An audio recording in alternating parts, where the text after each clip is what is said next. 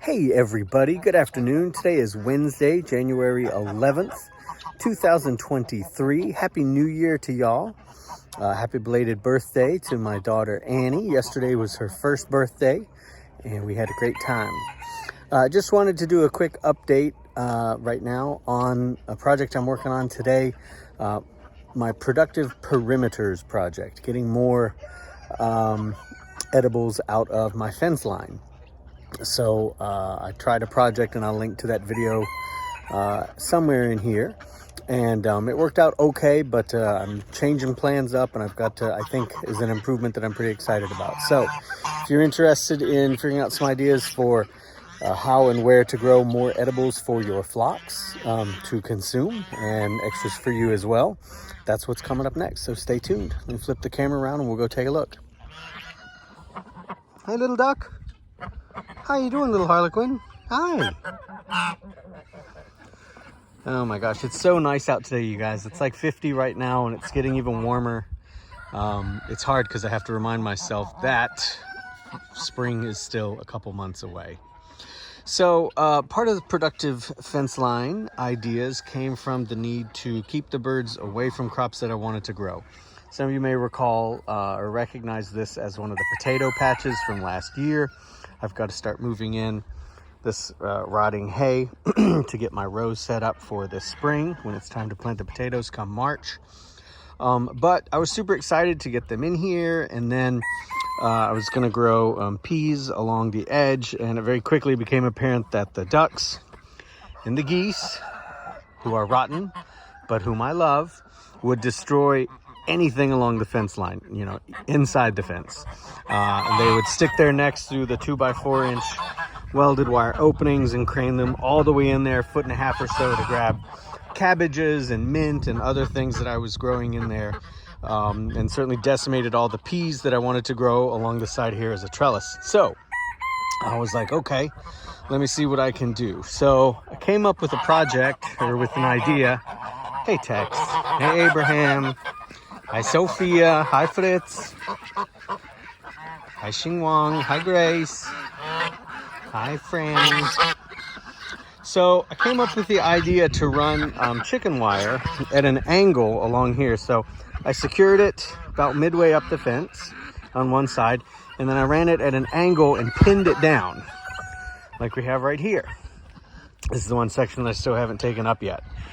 And so you can see it's like that. And I sowed wheat and daikon radish and some kale seed in here. And the idea was that they would come up and come through the holes in the poultry wire, the poultry netting. Sorry, chicken wire. Why couldn't I think of the name of that? But the idea is that they would come through those, and the birds could nibble everything that they wanted down to the wire, and then they'd have to leave it alone, and then the plants would come back up through the wire. And it worked pretty well. I've got some video of that working that I'll see if I can drop in here if I find it, but if I can't, just use your imagination. And it worked okay, but I still wasn't super happy with what I could grow in here, and it really meant that anything growing in here was off limits for me. Like, I was not going to be able to get in here, but it did protect everything on the other side of the fence line from the ducks and the geese. So somewhat successful there. But as you can see here, one of the other problems is things that they did not want to eat, like this leftover goosefoot, Chinopodium, I can't remember the full name, but lamb's quarters, another name for it. They weren't crazy interested in it. I have noticed that even though the birds will eat this, you really have to introduce it to them as chicks for them to develop a taste for it, which sucks because it grows very well here on the farm. But the birds are not super keen on it. So be that as it may, it came up through here, and it made it really hard to get rid of these because this is not one you can just pinch off. This thing gets woody and forms a really good root structure. And so to get it all out, I have to basically come in here, lift the whole thing up, and then yank these out. And depending on what time of the year you're doing this and whether or not there's been a lot of rain, it's difficult. And they still leave these stumps. Now, they're not going to grow back from these stumps, but these stumps are surprisingly tough. I've talked about goosefoot in other videos, so it's a neat plant. But, so I wasn't really 100% satisfied with this idea either. Another thing that I've been working on is here, this line against the rooster run, is getting 4-foot welded wire fencing and then cutting it, excuse me, in half, or even 3-foot welded wire fencing and cutting it in half, which takes a long time. You know, you buy a 100-foot roll and you then come through and you cut it in half the whole way, to create a more rigid barrier that they couldn't get through. And the geese, you know, can reach over this, but not great. So they can't decimate the blueberries and hazelnuts and pomegranates that I've put in here. But I'm just using these store-bought stakes that I get at like the big box store. This actually might be an oak rod that I got from Tuck Farms. I'll talk more about that in a minute. But yeah, I think this is an example. They're flat on one side, kind of rounded on the other. I think they're made of pine. They don't last but maybe a season. They're not very strong. They often break when being driven into the ground. We've been fortunate, things have been super wet here lately, so it makes it easy to drive stuff into the ground.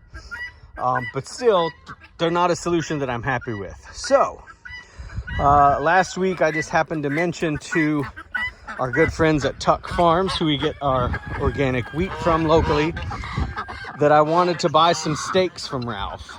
And so, he made these for me. And I put a picture of this up on our Instagram account, our Facebook page and all that, but you can see them there. These are 36-inch oak, and they're about 2 by 3. There's some variation in them, but Ralph made them fairly uniform, and he put a point on all of them. Hey, Hop. I think I have 2 that I haven't used yet. Up here, and he sold them to me for $1 a piece, so I got 50 for $50, and these will last me for years, and they're very, very sturdy. And I've been thankful that it's been so wet here lately, because with the mallet I can drive these in. It takes about 40 whacks, like Lizzie Borden, to get them in, but I can get them in. And then I contacted our local family-run farm supply store, and they couldn't get this 2-foot tall chicken wire. They often carried it, but they couldn't find it lately. So I broke down and went onto Amazon, and I found 150-foot rolls for like 56 bucks. So that to me was a pretty good deal delivered. So I got 450 feet of this. And this is what I've been using. And what I like about this better than the other tactic that I was using with the angled ones is I think this is high enough that it discourages any rando chickens from hopping in.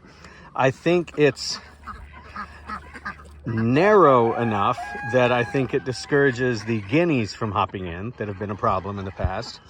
And this 24 inches is tall enough that even my tallest gander, Tangiers, can't really get his neck over here to do a whole lot, depending on the crop that's in here. And I also like that now I have total access to anything that I want to arrange in here. I may use some simple garden stakes and pin the base of this down a little bit to maximize my space, but now I feel like I have room to grow a protected crop that, while it is maturing, is safe from the waterfowl primarily that are going to be the main characters eating it. So I feel good about I can now sow in some millet. I can grow a big row of sunflowers. I mean, I have plenty of areas to grow things. That's not been a problem. The biggest problem I've had is keeping the poultry out of the areas that I want to use to grow things. So this is one solution that I've got, and I'm pretty pleased with this. Just yesterday I planted an enterprise apple tree that I'm going to espalier against the fence line here. So I dropped this in the ground. This should yield apples from October to December. I didn't want to put it out in the field in one of the paddocks just yet. So I'm going to do some pruning in here and train it up and spread it across both sides there. So that'll be fun, but I've got this up now. The birds can't get to it. I can throw in, you know, some garlic at the base, some comfrey, mint, all kinds of flowers, productive edibles, anything like that. And so that's a project that I'm working on. Started yesterday, I'm working on it today, but I've got all 50 stakes in the ground, the different spots where I want to use them. I have to come in now and start zip tying them and tightening it all up. But I'm pretty excited to have this done, or at least to have this as another proof of concept. I was excited about that angled thing, but it just didn't work for what I wanted. It didn't provide enough access for me to do all the things that I needed to do. So if you're tempted to try something like this may be something that you want to try. Questions, concerns, comments, helpful critique are always welcome. You can follow more of the farm's adventures at Broad Shoulders Farm on Facebook and Instagram. And I'm off now, excuse me, to get some water to hydrate. And then I'm going to record another video coming up here, checking in on the rooster run and what's going on with the lads, because they've got some stuff going on. All right, wherever you are, I hope that you are happy, healthy, and well. And the same goes for those you care for. Y'all take care, and I'll talk to you later. Bye-bye.